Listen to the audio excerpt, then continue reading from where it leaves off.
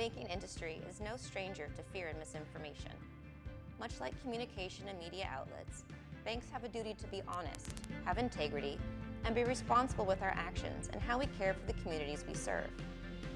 WaFd Bank has a 106-year history of building healthy and thriving communities.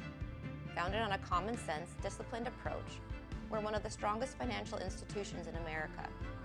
We understand the impact banks have on people's lives and believe banking should be an empowering experience, not an intimidating one. Focusing on personal progress rather than restrictions, we built a framework of support for all our clients, enabling progress and growth through good times and bad.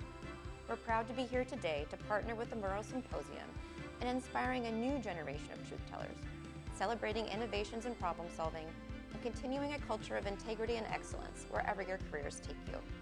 Thank you for having us here today.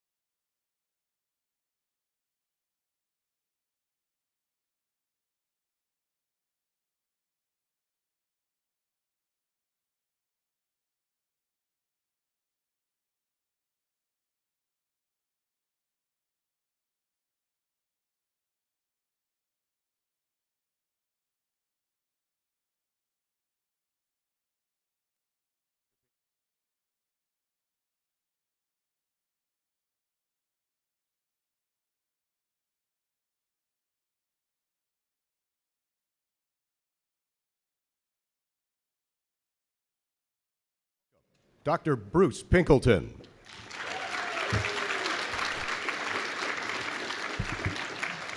All right, good morning, everyone. I have to say, I wish I had that introduction everywhere I went. That's fantastic. I had no idea, so that's terrific. Thank you so much for being here today. Really excited to have you here this morning. We have a great lineup of activities.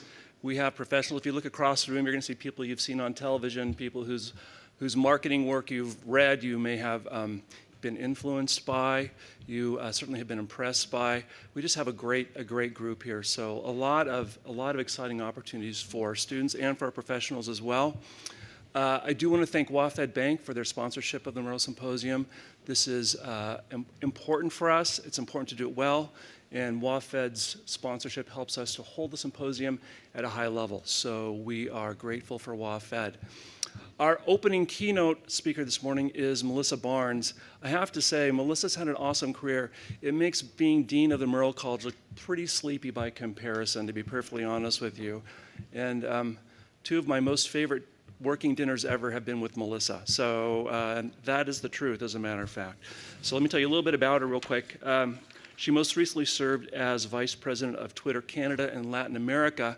And you'll notice that's past tense. So we'll learn a little bit more about that in her talk today. In that role, she led Twitter's teams with focus on expanding advertising revenue, driving innovation, and growing the Twitter brand. Before this, Melissa worked as the head of Twitter's global accounts. Try to say that 3 times fast. I think you'll have a hard time. And then before that, she spent 11 years on the agency side as Senior Vice President at Fleshman Hillard. Melissa was elected into the American Advertising Federation Hall of Achievement in 2019 and currently sits on the board for She Runs It and the American Advertising Federation. Melissa, coming up and get us started.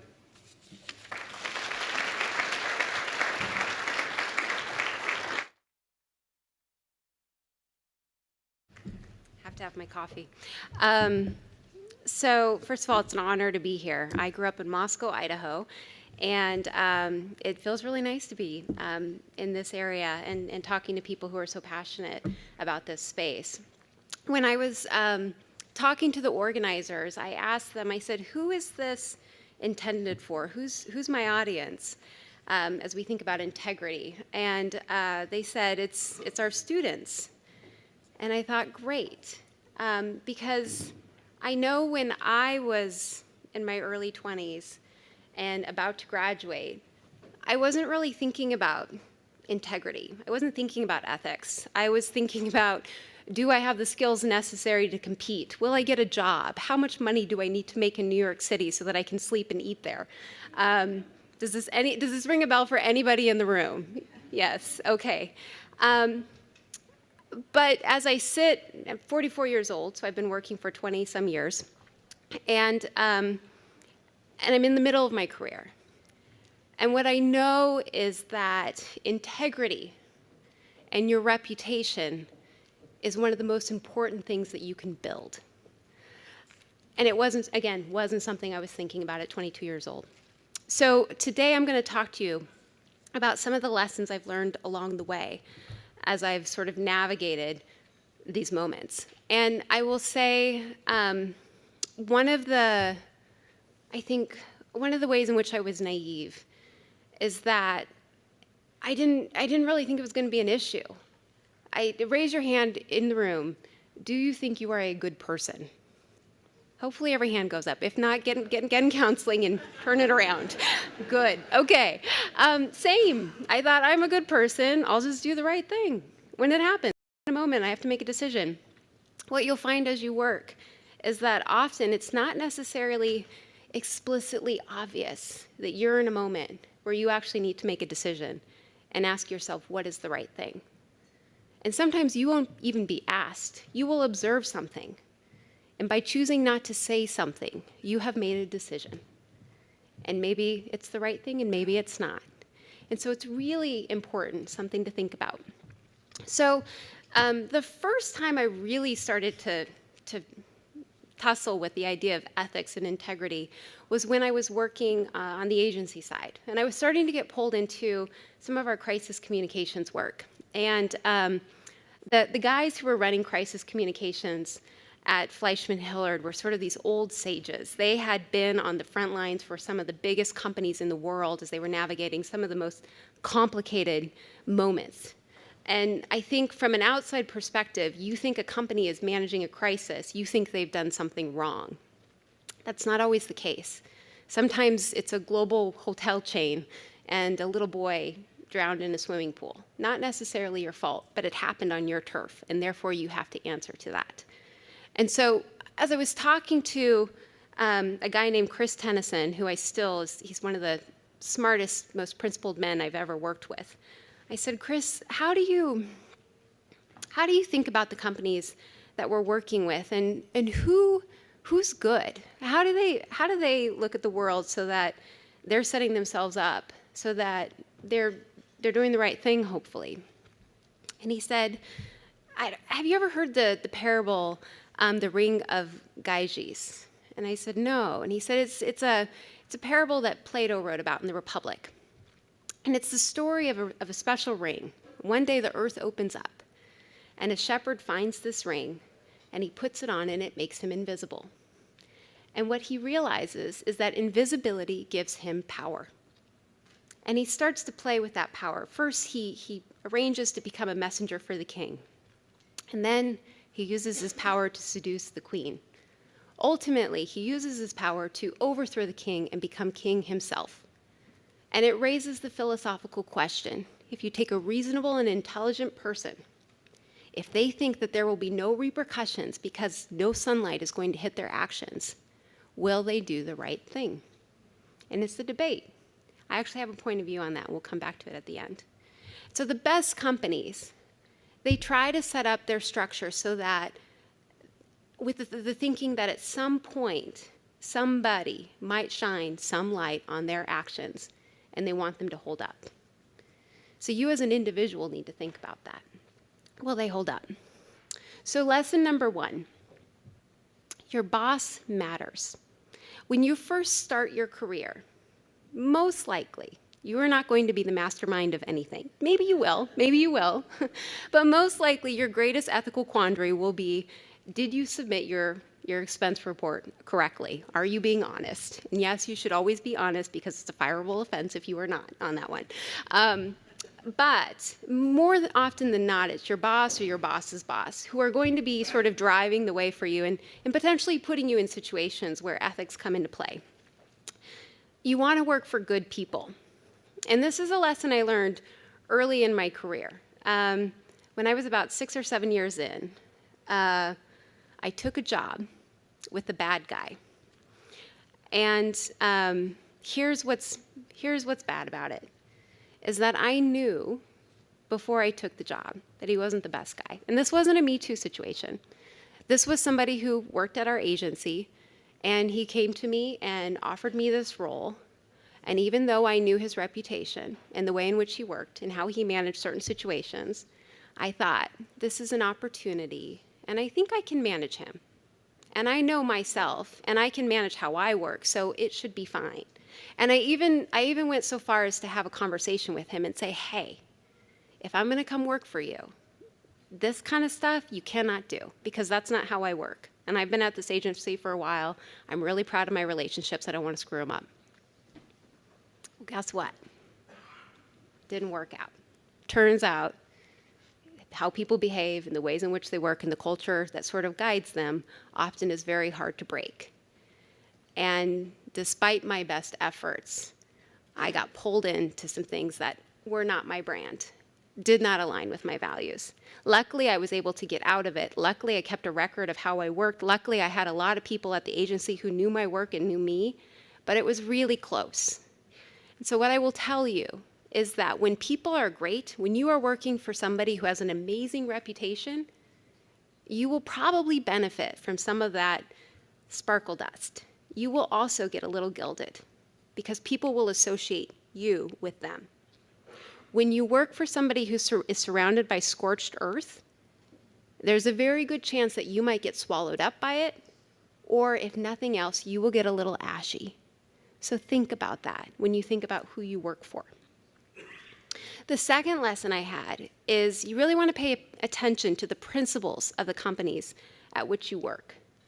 You know, my mom, when I first started working, one of the things she said to me is, please don't ever work for a big tobacco company.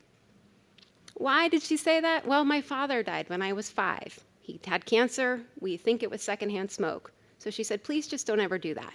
That was an easy promise to make. Very, very easy. I took it for granted when I worked at Twitter, when I went to Twitter, that all tech companies were actually trying to do good stuff, that it was a really exciting place. They were innovating. They were some of the most brilliant people on the planet.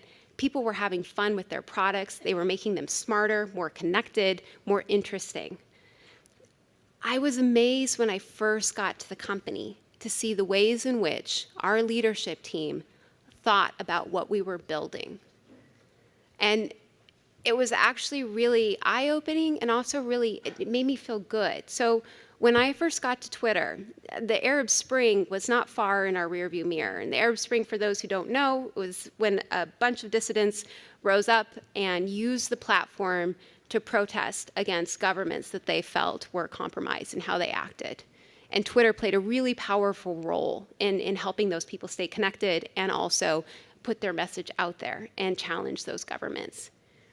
The effect of that was that when I got to Twitter, it was very common for us to get questions from governments around the world saying, I would like to know the name of this person. I would like to know where they are. Can you help us? And by the way, that's me being polite. It was never quite that nice when they came to us and said, we want to know who these people are. But very early on as a platform, we decided that we were not going to give that information up, that privacy was very important, and we were going to protect our users. That thinking then informed how we actually approached many other opportunities down the road. So I started in 2012. Twitter hadn't gone public yet. If you look at the headlines at the time, often one of the big headlines was, this platform will never make money. And we were doing all the work that you do to start to build up our advertising partnerships. And I can remember we had this huge meeting with one of the largest CPG companies in the world. There were about 20 of us in the room. And we were walking through everything that we do, everything that we were building, how their brands could show up. And they said, this is great. We are ready to sign on as a partner with you.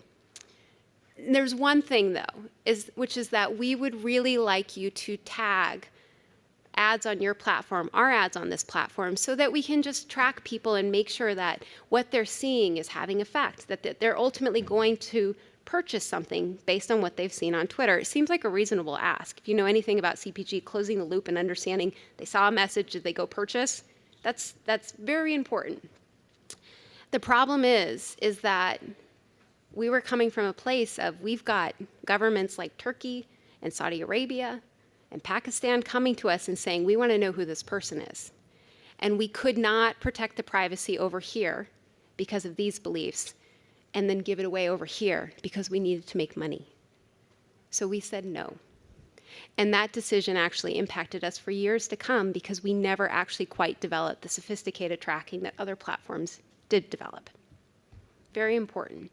And those principles played out in many different ways in terms of how the company operated. It wasn't just the products we built, it was also how we chose to lead. We had a no assholes rule. You could be really smart, but if you were really awful, we probably weren't the place for you. There's all kinds of studies on psychological safety.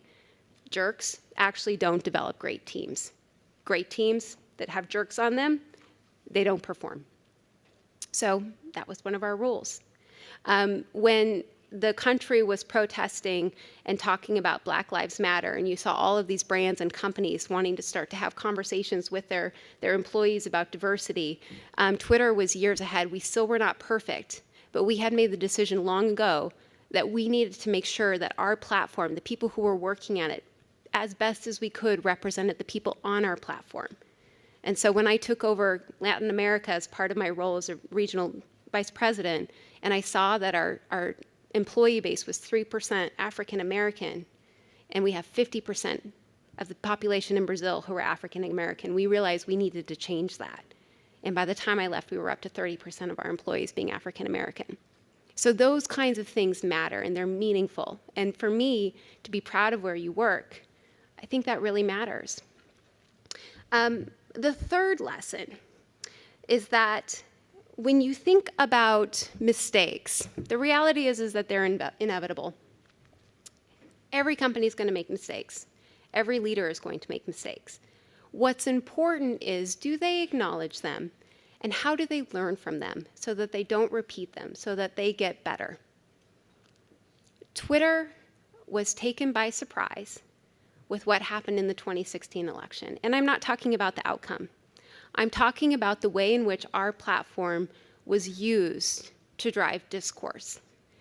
And when we thought about what our aspiration was as a platform, on our very best days, when we were doing our best work, what we did is we showed people other points of view.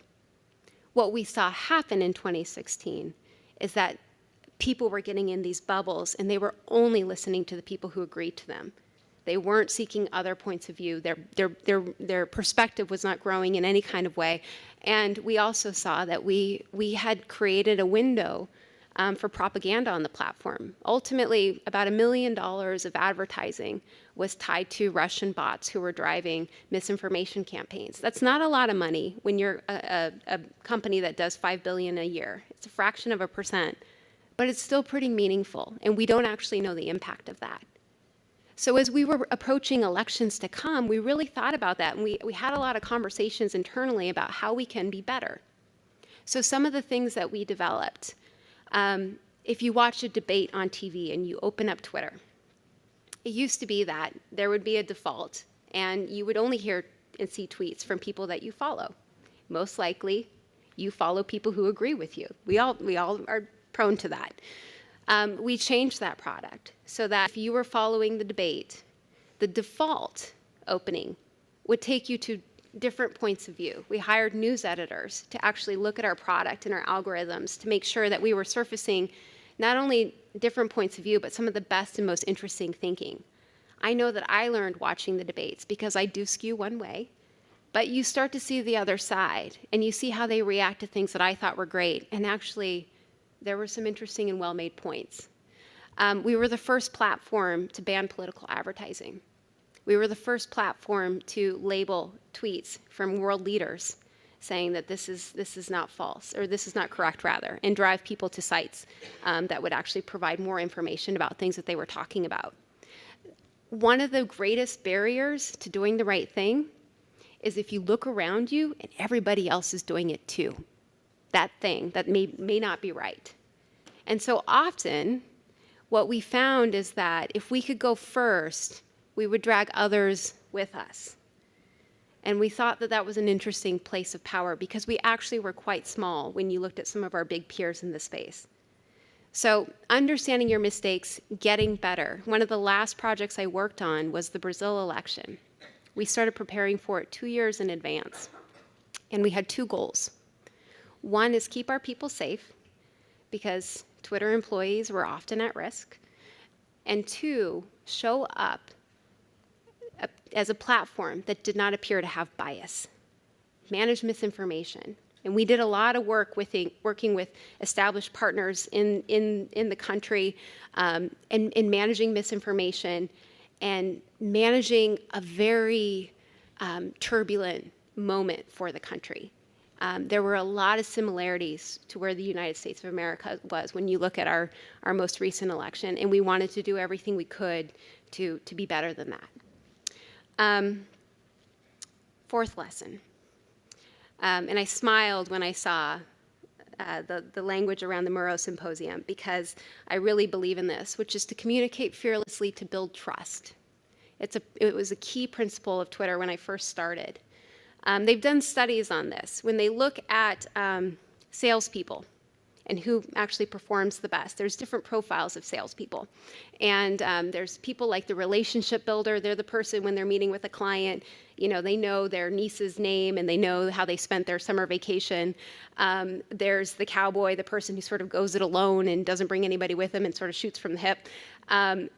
There's the person who's due diligence and, you know, comes in all prepared and, you know, has all the data and all the information and it says yes to the client no matter what they're saying or asking for, but they're gonna chase and follow that ball. And then there's the challenger. And the challenger is somebody who sits across from the client and sometimes tells them things they don't want to hear. But they frame it up with the idea of this is for the good of your company, for what you're trying to do. So your idea is bad, but let me tell you why. And here's how I can make it better. No surprise, the challenger seller is actually the seller who drives incrementally more money. And it's not just sales. What I found, and one of the things I'm most proud of, if you talk to people I worked with, is one of the first things they'll tell you is that I'm very direct, and sometimes I will drive the most difficult conversations we're going to have at the company. And so what I've found is that because of that, people sometimes are a little bit nervous when I come into the room and I'm going to review something, but also people really trust me. They know that I'm going to say what the issues are. And if I don't think that there are any issues, then there's nothing hidden in the back that maybe I'm questioning. And because of that, then that allowed me to sort of work across partners and build relationships because they knew what they saw was what was real. The last lesson. If you see something, you have to say something. And it doesn't matter on how long you've been at the company, how old you are, how much experience you've had. I made a comment at the beginning about how when you first start, you're probably not the mastermind, so therefore it's not your problem. That's not really what I meant. If you are at a company, you are responsible for the things that happen there. At some point, you're going to go someplace, and that company's name is going to be on your resume. And you need to ask yourself, are you proud that you worked there? Did you do everything you could to make that company great? Does anybody know the name Taylor Schultz? Does anybody know the name Theranos? See some hands going up. Yep.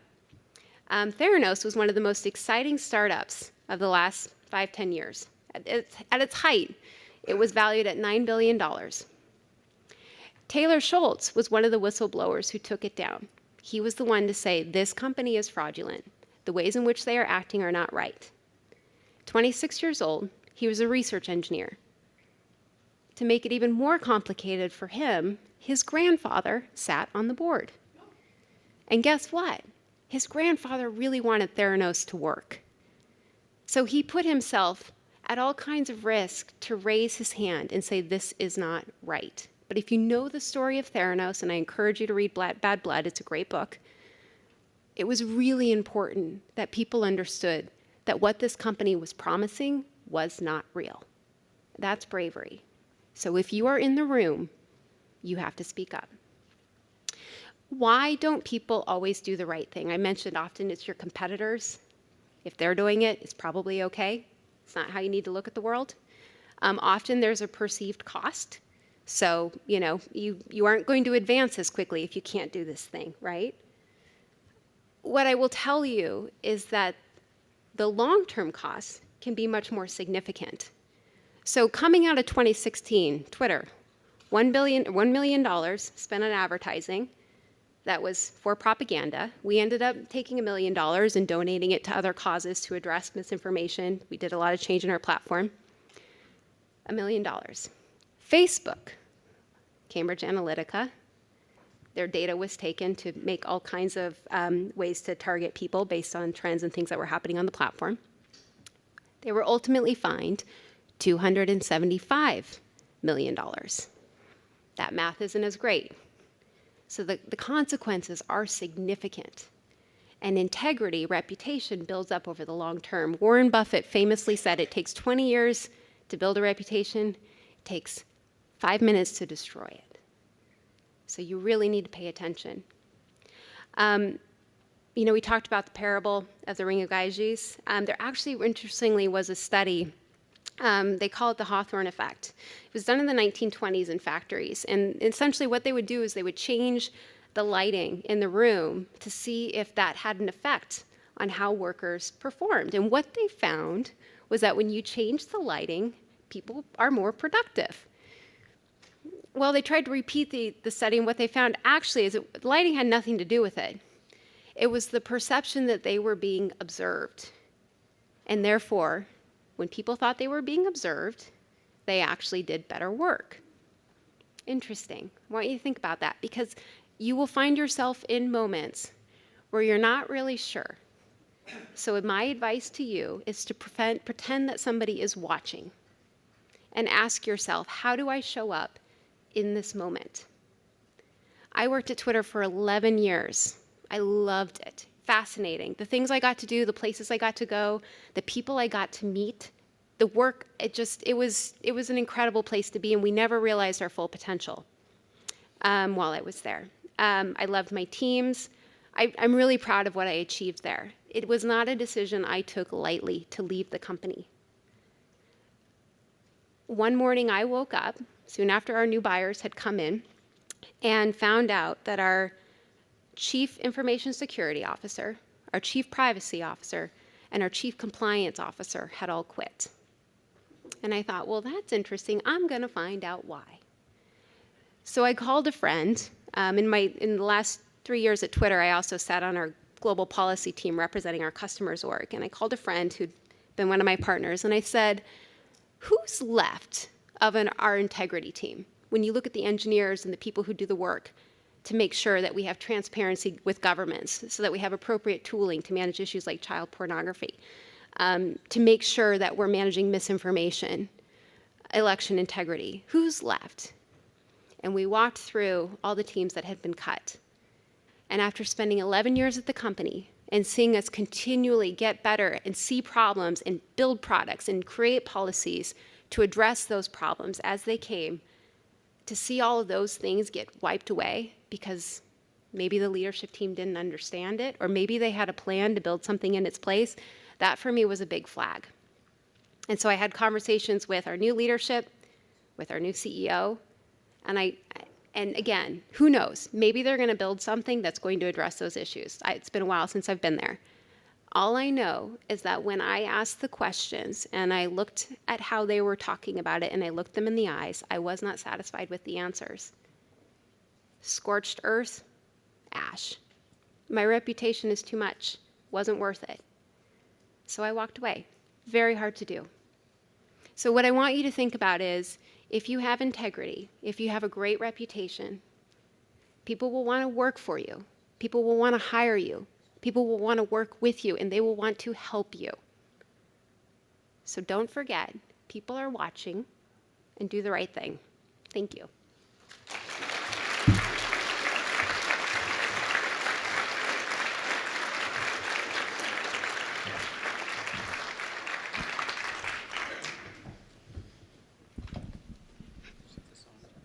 Can you guys hear me?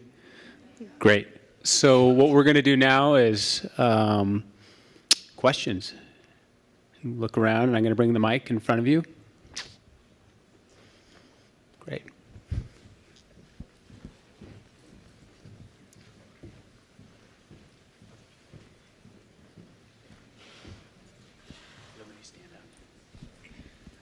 Hi, thanks for coming to speak today.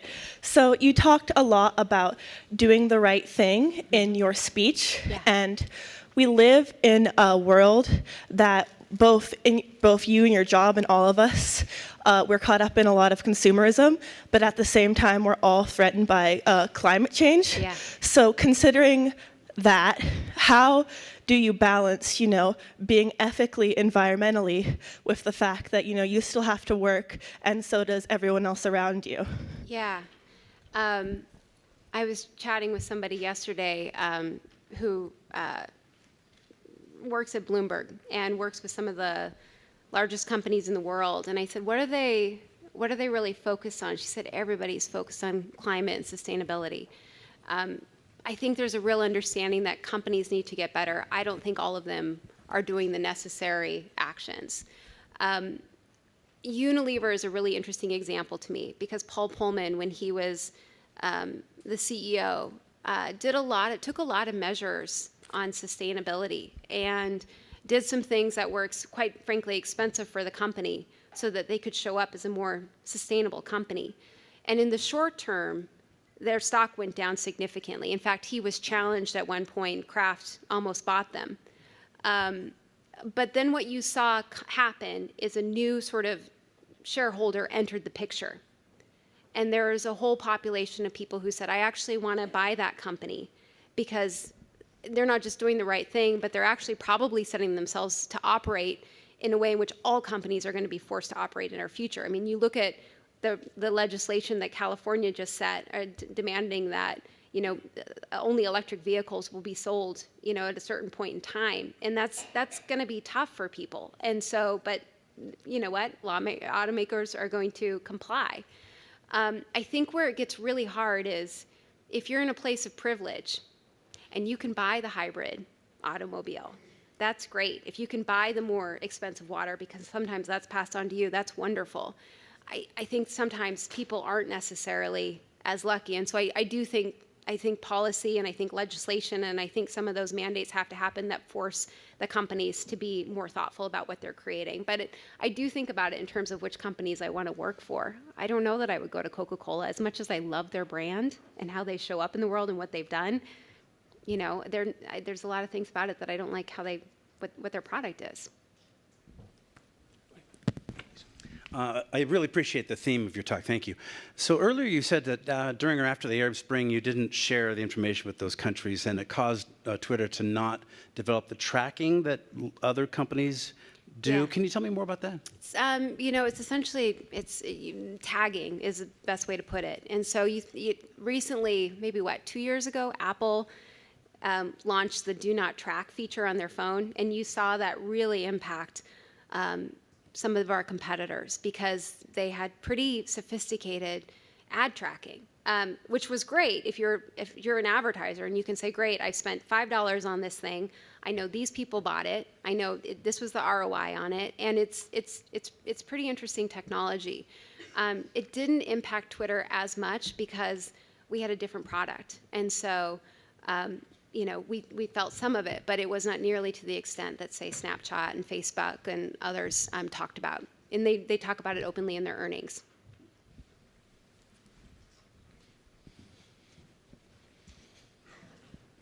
Thank you. Hi, thank you so much for coming to speak today. So you were talking a lot about the good guys and the bad guys, and I think a lot of us in this room are starting the interview process for after college, and I was wondering, I think it's pretty easy with social media nowadays to make yourself seem like a good guy with fake interviews and, making your social media look good, but I was wondering, how do you really identify who those bad guys are? What kinds of questions can you ask in an interview that will show you who, if they're good or bad? Great question. And I should say, the reality is it's not black and white. It's not binary. Nobody's I don't think, 100% evil and 100% good. But to your question, some things to look at. You want to pay attention to the company, and if it's an agency, the clients they represent, and sort of the issues in which they sit, or if it's a brand or a company, the issues that they're currently facing based on their industry or themselves and how they've been in the news. I recently was talking to a company that I ultimately passed on that had been in the headlines quite a bit for a specific issue. And I told them when I was meeting with the leadership team, I said, hey, this is the one thing I really want to go into. I want to understand how you're building products and how you're changing policy to address this. And I actually want to understand your process for what kind of vetting new innovation goes through before you launch it. And so those conversations were really informative. Use LinkedIn to find people who work for those people or work at those companies. There's things like Glassdoor as well that will tell you a lot. And so, you know, that's very helpful. And then, you know, frankly, like asking people what's the toughest, you know, decision you've had to make? Where are you not good enough yet? When you look at your people or your practices, what do you wish you could communicate better about? What safety or features do you have in place to test your thinking before it goes public? So those are all things to sort of see sort of how much rigor exists around how they look at what they do.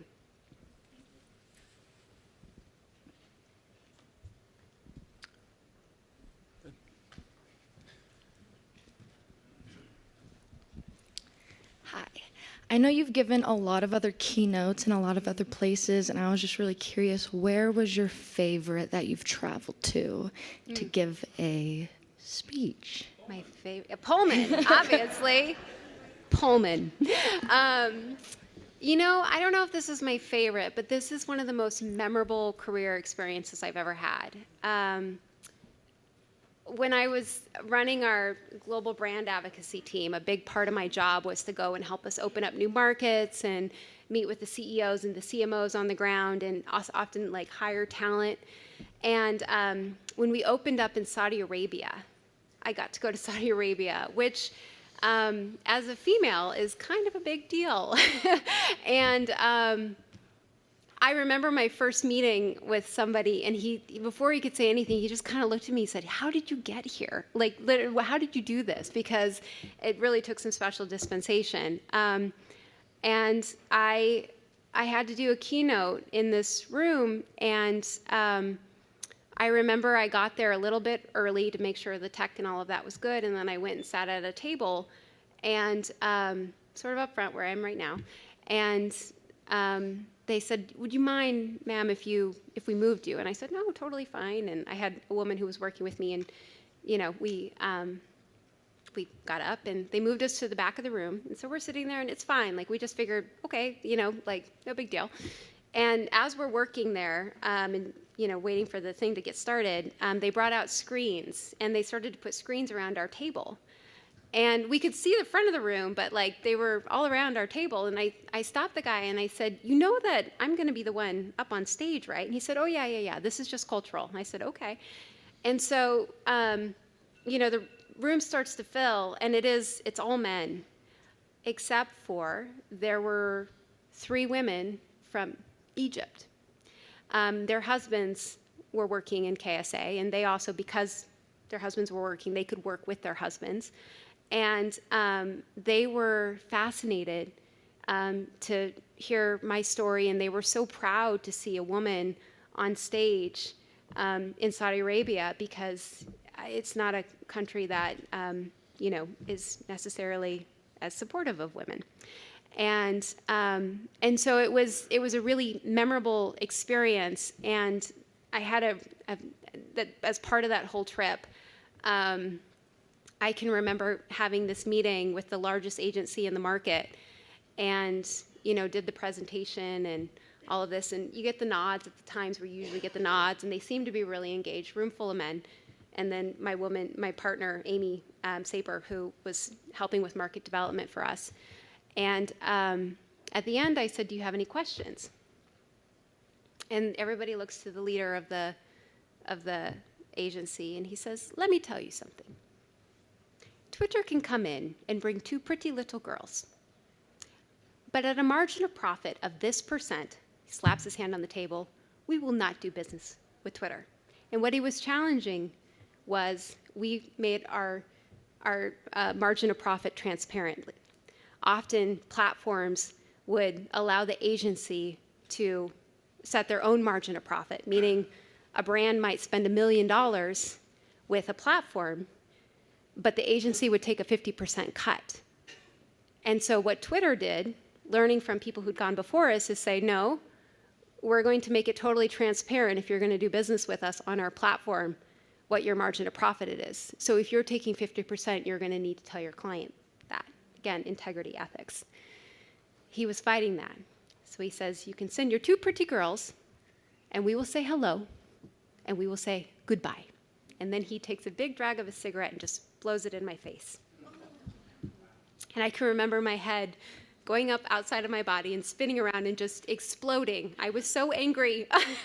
And Amy, again, this is a woman, I mean, you don't have to be 50 years old to get it done. She was, I think, 4 years out of school. And she said, well, this is what we offer around the world. And we have many brands who have found success and many agencies who have made money by doing business on Twitter. And at that point, that gave me just enough time to, and he's sort of blustering at her. And I said, you know, it's really interesting. When I walked into your office, I saw the brands on your wall. And I saw Visa, and I saw Intel, and I saw KFC. I said, those are really good brands. And he said, yeah, I know. And I said, what's really interesting is last week, I met with the global CMO for Visa, I met with the global CMO for Intel, and I met with the Chief Innovation Officer for Yum Brands, which owns KFC, and they are so interested in my trip to Saudi Arabia because they're now ready to do global partnerships with us. So if you don't want to work with Twitter, that's fine. We'll work with other agencies in the market. This is how we operate. That's what we did. And when I went home, I told those partners about the conversation, and they said, we'll find a way for you to spend money in KSA. So it was a memorable trip. Because culturally there was so much to learn, and I felt it was a whole other way of working, and there were a lot of challenges, but we came out of it, and there were real moments of brightness, and we ended up meeting some other women who worked at agencies because their husbands worked there as well, and they were bright and smart and funny, and it gave me a lot of hope.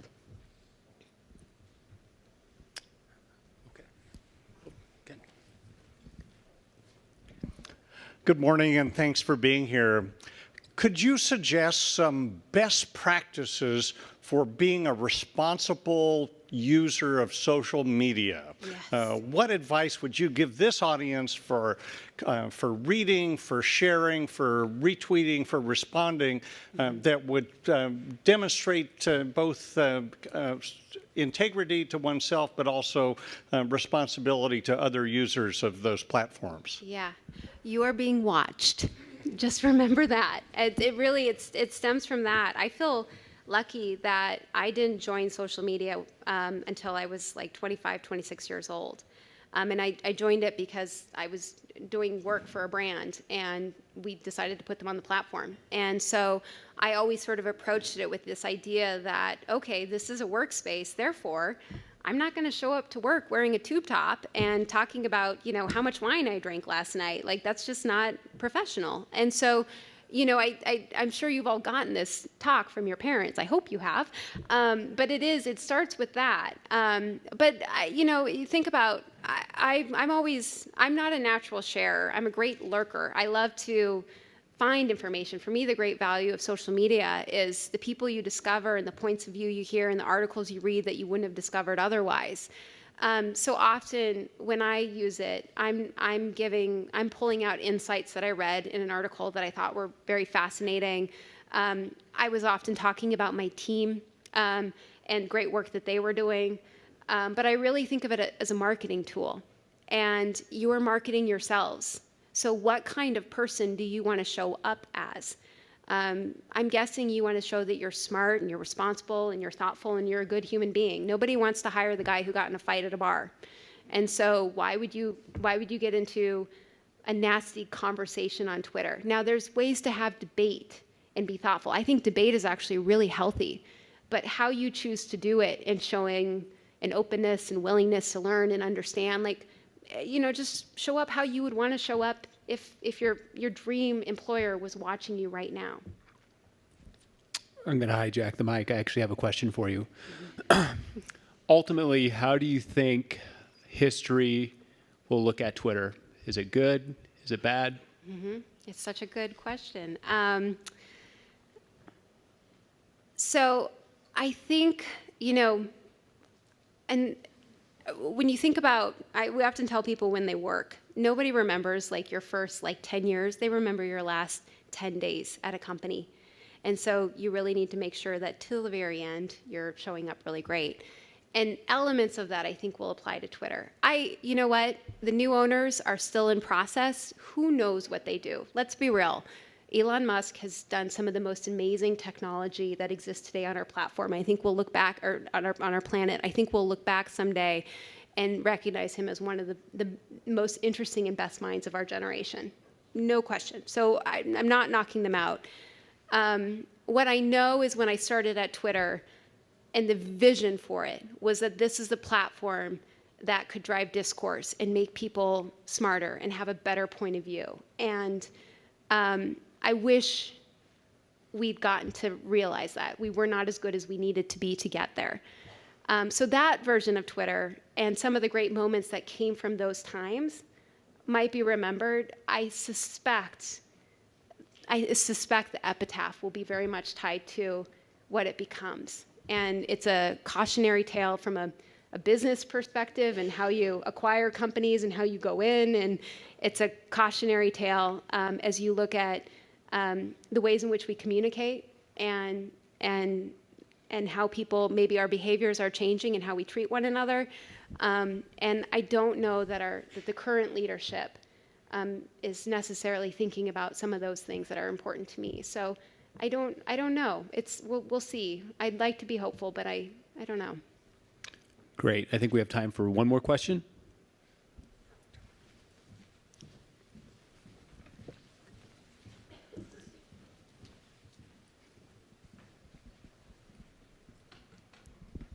Hi, thank you for coming. I think I'm definitely the most poorly dressed person in this entire room. Didn't get the memo, apparently. So I was just curious, because you talked a little bit about privacy in the beginning and middle of your speech. Yeah. What would you like to see other major social media companies do to protect the privacy of their users? And what, in terms of transparency, do you think they're lacking? I don't think enough has been done to help regular people understand privacy. And right now, the onus is entirely on you to protect yourselves. The default is not necessarily for the most extreme privacy tools to be in place. And I think that should be the case. I think, I can remember one day walking into the office and Facebook had made all of your photos taggable. And so overnight, all these photos that I had set to private were all of a sudden discoverable. And again, there wasn't anything terrible on there, but it really bothered me that some people at work had found things that they were not invited to that, dinner. But that was, the default was, let's make it available for everyone. So I think I actually think there needs to be, the default needs to be the most extreme and most conservative. I think more work needs to be done to educate people. My whole family is tired of me taking over their phones and going through and setting all their apps to the most extreme. But how often, do you remember the app where you downloaded your face and then you got to see what you'd look like when you were 107? It's so fun. Everybody just downloaded that app and assumed it was okay. If you look at where that app was made, maybe it wasn't okay. I never downloaded TikTok on my phone. And so I think some of this also sits at frankly, the government level. And I will tell you, it's so frustrating to watch the hearings and see how basic the questions are. I think there's a real need for really smart tech product people to be working in government and informing what kinds of regulation and rules are in place, because I don't think you can just assume all companies are going to do the best possible thing for the individual. Again, like the short-term profit, they need users, they need money, and those things are really pretty persuasive pushes when you're making decisions. And so, but in the meantime, all of you really need to educate yourselves on what privacy, how do you protect yourself and where you are online and how your phone's being tracked, and be really thoughtful about that. It's a lot of work, and the technology is changing so quickly. It's really hard to keep up with it. I mean, I just spent 4 hours helping my parents set up their cable boxes. Like, it's, you know, it's hard. And so you look at some of the new apps and things coming up, and, you know, as somebody who sits in this space and knows all the things, I don't fully have it. So there's a lot to be done. And I don't think most companies will do it until you start to see more of them get punished for not doing it right. You know, examples need to be set. Scott Galloway famously says, you know, people need to go out in handcuffs. It's to that level, I think. And there are companies that, you know, have called me over the years and said, come work here and we'll double your salary and all these things. You don't even have to interview. But knowing what I knew in terms of how they treat people's privacy, it was just a non-starter. So it's one of our scariest things, I think, after climate. Climate's the most scary thing. All right, thank you, everyone.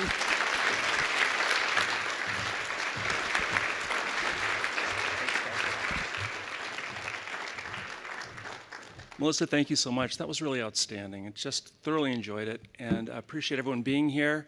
Our next sessions start in about 2 minutes, so you have time to go grab a cup of coffee and run to the restroom.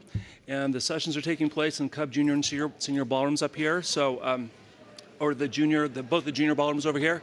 So hurry, and we'll get those sessions started. Thank you, everyone.